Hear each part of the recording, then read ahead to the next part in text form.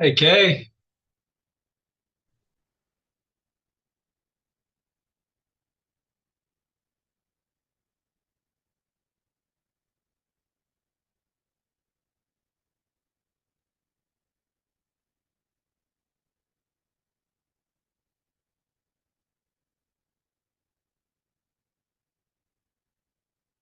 Hey, I'm glad you were able to make it.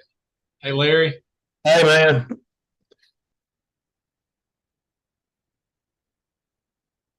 think we're waiting on Kim.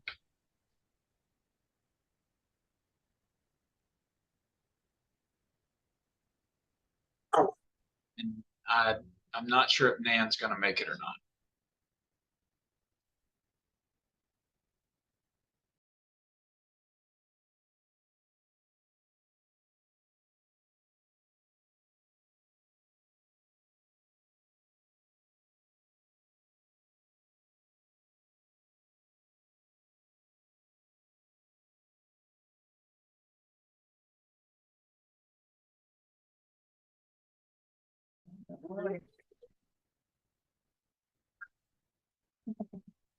oh, you hear my grandson in the background? I didn't know what that was. I did hear you on granddad duty. Yeah, we're fixing to head out shortly. Um, you look mighty nice today. I love your Georgia flag in the background. That's pretty. Oh, yeah. That's Thanks. real cool. Yeah, I found it online actually. Y'all getting ready for Christmas? Yep. It's Be a big, wide open in my big day in my house. absolutely. All the kids are ready for them. Say hello to Chairman Hatchett, Adrian comes, and then we're waiting on somebody. I think. Don't let me hold you up, Chairman. Hello. Hey, how are y'all? Hey Kim, Hey, Hi, who do Kim. you have back there? this is Cohen. Hey, Cohen. Hello. You want to see the lap? You want to see? Hello, Well, hey. Well, I know y'all are both on a tight deadline. I know Kay, you are uh, on vacation and probably don't want to spend a whole lot of time. Was everybody able to look over the recommendations that we sent out? Yes. Okay. Yes. yes, sir. And I appreciate y'all sending me your recommendations. We haven't heard if Nan is going to be on or not, but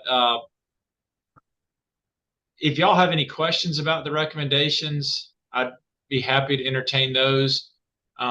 If not, I think our goal here is just to vote on the report, and if and then get it signed and sent because today is actually the deadline to get it in. So, Mr. Chair, I had one question and then one thing that I wanted to just say. The question is, I still don't know what a retentionist is. Were we able to shed any light on that? so what I found is there are these nurse retentionists that are hired to help, I guess, retain nurses. And they just, I think it may have something to do with HR or just, helping hospitals keep nurses in house and to, better the work environment. I know that was a recommendation during the from testimony that we had at one of the meetings, and so I didn't see any harm in including it. But if there's anyone else that knows more about nurse retentionists than I do, I'd be happy to turn it over to them.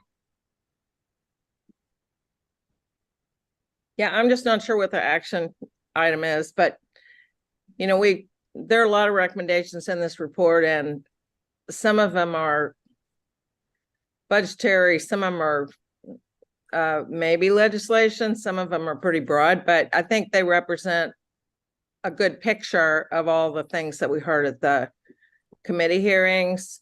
I personally have a problem, as you know, with number one, and I'd sent alternate language that I suggested. And that's a patient safety issue for me. So if you don't mind, Mr. Chair, I'm just going to read what I sent you, if that's okay. Yeah, that's fine. Yeah, so I do recognize the excellent training that our CNRAs receive in Georgia. However, anesthesiologists and surgeons complete an additional 4 to 6 years of training after medical school so that they're ready to take on the entire perioperative experience and handle life-threatening complications when they arise. I believe that healthcare is best delivered by a team of professionals, especially in our rural areas with less backup when things go wrong, which thankfully is not very often, but when it happens, if it's you, it's a real thing.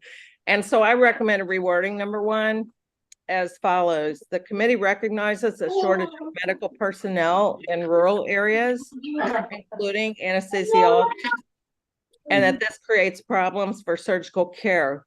The committee also acknowledges the excellent training that CRNAs receive in Georgia and their ability to deliver anesthesia in a team setting. The committee encourages continued conversation about ways to optimize the delivery of anesthesia in rural areas. So that was just the language that I suggested to replace what was in number one.